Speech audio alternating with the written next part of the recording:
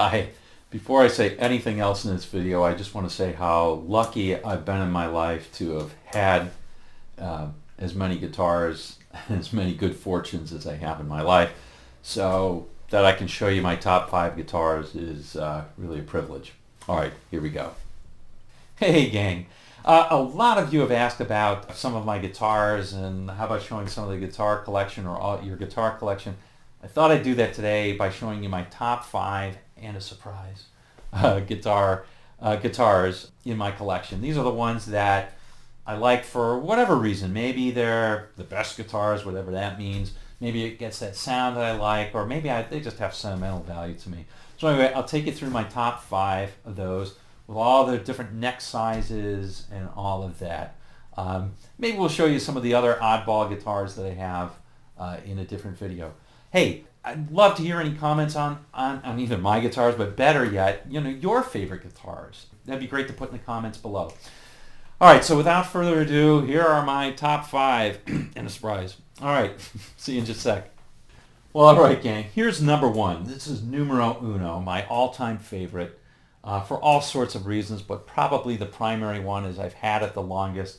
It's the first guitar that I bought. I bought it with my own sweat. From my own work at McDonald's or cutting lawns or washing dishes in bars, whatever. This is the first guitar I bought myself. Bought it down at Castiglione's accordion shop down on, I don't know, maybe 5 Mile in Detroit, which is really an interesting place at the time. All these cardboard boxes, out pops this 335 amongst the accordions. Pretty cool. It's all stock, all of it's stock from the bridge and tailpiece to the pickups. These are Shaw pickups. They're a little bit dark for a lot of people's taste, but I really like the sounds I can get out of them. Take overdrive really well. I tell you, I have used this guitar. This was my main guitar that I gigged on pretty much everything in my late teens and early 20s. I used this guitar for pretty much every gig. Very versatile. I mean, it's a 335, right? This is also one of the last guitars that was made in Kalamazoo. So this is a Kalamazoo, the last year that they made them in Kalamazoo, these Gibsons. It's got a really kind of a chunky neck, which I like. It's sort of a medium chunky neck, not super chunky. The only thing that I have replaced on this is I had the frets redone. My guitar tech, Nate, redid the frets beautifully, and it's just like it's a new guitar. I had this done maybe 5 years ago, something like that. And it's just, so it plays like a dream and sounds like one too. Anyway, that's my number 1. If I had to pick a number 2, it would probably be this one. This is a 2012. It's a fairly recent guitar. 2012 Gibson 1970s Tribute Les Paul Goldtop. You can see this was an amazingly inexpensive guitar. I got it for, I think, $5.99 a few years back. Incredible. This is a really unique guitar. It also has a chunky neck, which I really like. I have guitars with all sorts of different necks. I have everything from like an Ibanez, super flat, super thin, to things like this, which are pretty chunky. I like them all. I tend to be more comfortable with the chunky necks and the Gibson scale, the 24 and 3/4 scale guitars. This one's really special though. It's got the mini humbuckers that were redesigned in 2011, I think. They're maybe sort of more like Firebird humbuckers than the original Gibsons, but they're pretty powerful. I love how this one takes overdrive. I really do. This is sort of my main rock guitar. If I'm playing a rock song, it's probably going to be done on this one or one other guitar that you're going to see. Everything else is pretty standard.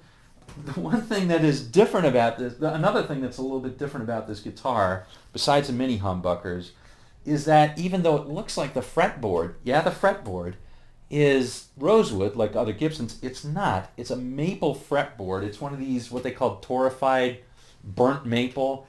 So it's basically dyed brown, but it's a maple fretboard. And I don't know what it is about it, but there's something that's really nice. It cleans up well. I just think it sounds great. So if I had to pick a number 2, it'd probably be this one. All right, here's my number 3 guitar. It's a Gibson, hey, I'm seeing a pattern here. It's a Gibson Melody Maker. And it's only got one pickup. I know this looks like it's a pickup, but it's not. This is not the one with the P90s. The Gibson Melody Makers, they made P90s, and they really growl. They're really cool, too. But what I like about this one is I had there's a couple of things that are done to it. First of all, this is Seymour Duncan quarter pounder that's in the bridge, or that's in this pickup. Of course, it's the bridge. There's only one pickup that's there. This thing really growls, so it's great for sort of like the classic rock or anything dirty that you want, even up to like AC/DC. It's really good for that. This also has had the frets redone. My guitar technique did this, and he used, I don't know what these are. These are really special frets. They're gold. They're hypoallergenic, if that means anything. I don't know.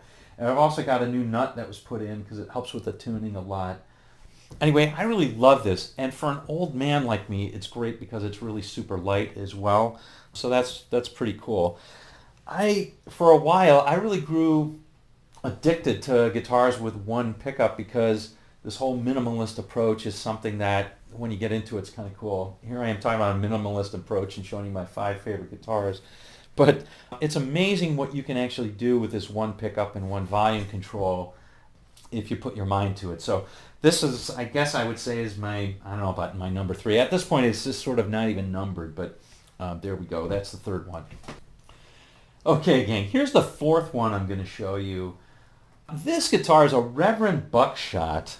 It's sort of, the way I describe it is it's sort of the love child between a Gibson Les Paul and a Telecaster. It's clearly got a telly. It's got a telly shape, more or less. If you ignore this for a second, it looks kind of like a telly. And it's got a telly pickup in the bridge. It's not mounted in an ashtray, but it's mounted directly into the wood, which supposedly gives it, a little bit of a warmer tone. This is also Carina wood, so it's a pretty solid guitar. It's a lot like mahogany, so it's got that sort of feel to it. It's got a Tune-o-matic bridge instead of the standard bridge that would be on a Telecaster, which is different. And it's got a Retrotron pickup here, which is kind of nice for jangle sort of things. It can get a bluesy tone out of it as well. One other thing is this knob right here, which is, I think they call it the bass contour. In fact, I know they do. Reverend calls it the bass contour switch or knob, is something that adds a lot of thickness to the sound. So if you pull it one way, it makes it sound thin. You do it a different way, it makes it sound fatter. So this is really an incredibly versatile guitar. Just love it. And it's also really pretty. It's got a maple, it's got, sort of a medium profile C shape. This is actually fairly chunky. Not as chunky as the Gibsons though. But it's got a medium profile neck. 12-inch radius, so unlike the regular Telecasters, it's got a little bit flatter neck. And boy, is this a solid construction, really nice. One of the most comfortable necks I've ever played. Satin finish. And just little touches on here are really nice. The neck pocket is so, when you pick this guitar up, it just feels so solid. It's also got Wilkinson locking tuners, which is a nice feature as well. And what I find is that I can get even some stratty tones out of the mixture of these pickups. I can't get that quack quite, but it's really a versatile guitar. So I love the looks of it. The cream with the tortoise and the telly style switch here, the telly style body, but the Les Paul bridge. I don't know. I just kind of like that combination. I think it's really neat. So anyway, this is definitely one of my favorites. All right, well, rounding out the 5, this is my Reverend Pete Anderson. A couple of things about it. It's got a Bigsby, obviously, so that's a little bit different. It's not like a Floyd Rose. It's a lot more subtle. It's got P90, these dog-eared pickups. I tell you, the neck pickup on this thing is just phenomenally good. The bridge pickup's okay, but the neck pickup is just something it's amazing. The neck is a little bit thinner than it is on the Buckshot, and it has a different profile. And you can see it's a bit of a thicker guitar. It's not quite full jazz box, but it's there. It's got a sustain block that's through this like the 335 does. So it plays almost, not quite, but almost like a semi-acoustic in terms of its feedback. Also locking tuners. The interesting story about this, also it has the bass contour, same sort of thing, so I can skinny it out or I can thicken it. Now Reverend makes a number of these. What is it? Gibsons and Reverends, I guess. Reverend makes a number of these that have different pickup combinations. This color in this pickup combination with the P90s, which is the one I wanted, and I wanted this orange sort of, Gretschy sort of color. And you'll notice that the F-holes are a little bit, Art Deco sort of look. So a little bit different, but it's got a Gretschy vibe to it. Ooh, roller bridge. I forgot to mention that. That helps with the tuning stability on a graphite nut. Good stuff.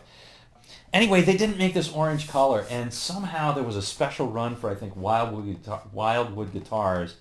They made them, and I found a guy that was in on like maybe eBay, or maybe it was Reverb, I can't remember, who was in a city that I was visiting within a week. And so I contacted him. I said, I really want to see this guitar. He sold it to me. So anyway, I've loved this guitar since I got it. Great guitar. Reverend Pete Anderson signature. Surprise, here's one more guitar I thought I'd show you. So I guess it's my top 6. It's an Ibanez, I don't even know what it is, AXD, I think it is, AXD. It's got a, this trapeze tailpiece. It kind of looks like a violin to me. This has got a violin vibe. Les Paul size guitar, but it's got the F-holes, right? It's a semi-acoustic, or semi-hollow. It does have a sustain block through there, so it fights the feedback pretty well, which is good. You'll notice I have a predilection for semi-hollow guitars, so I like them a lot. I like the weight of this. This is like a barely over 6-pound guitar, so it's really super comfortable. Everything about it. The neck on this one, remember I said I have all sorts of different necks. The neck on this one is fairly thin and wide. Also has like a 12-inch radius, but it's fairly thin and wide, and so it plays a little bit differently. One of the reasons why I really love this is I looked at like the Les Paul Florentines, and they're all like, I don't know, $3,000 or something like that. And I looked at the Epiphone, and I was like, you know what, if I'm going to get an Epiphone, maybe I just get the Gibson. And then I found this on eBay or something like that, and I said, you know what, let me just take the chance. It was $137. $137, can you believe it? So I said I'd take the chance. I got it, and the neck was kind of screwed up. It wasn't in good shape. Fretwork was bad. It had different pickups, so I put in, these are GFS Surf 90 pickups. So I put in new pickups into this, which brightened up the sound a lot. Made it, it had humbuckers in there.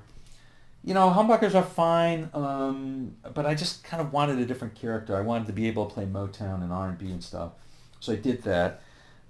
Put in a bone nut. Redid the frets. My guitar tech Nate redid the frets on this one as well. That's another pattern. By the way, folks, if you have a resource that's good at doing refrets, it's like putting the frets that you want on your guitar is like having a totally different guitar. It makes a big difference if you know what you want on there. So anyway, highly recommend it. And that's about it. And this is just one of those things. I really like the sound of it. It's just a little bit neck heavy, as you can see, but you get used to that. And anyway, it's just a really comfortable guitar, and I dig it. And I dig that I got it for like $130. I put in way more in terms of the dollars I put in after I bought it than I did to buy the guitar. But I like everything about it except these lightning inlays are kind of cheesy. But I've grown to like that as well. So there you have it. Top 6. Well, there you go, gang. My top 6 guitars. So I hope you enjoyed this one, hearing about some of the features. And I'd love to hear about what are some of your favorite guitars and why. All right. We'll see you on down the road.